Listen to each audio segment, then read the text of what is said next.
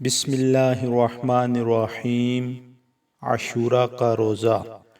مسند احمد میں ہے کہ جناب سرور عالم صلی اللہ علیہ وسلم نے چند یہودیوں کو عاشورہ کے دن روزہ رکھے ہوئے دیکھا تو ان سے دریافت فرمایا کہ اس دن روزہ کیوں رکھتے ہو؟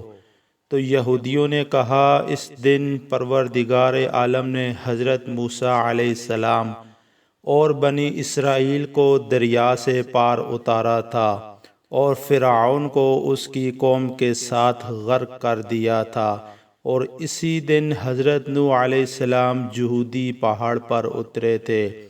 وہ دن عاشورہ کا دن تھا۔ اس دن ان پیغمبروں نے خدا کا شکر ادا کیا اور روزہ رکھا تھا۔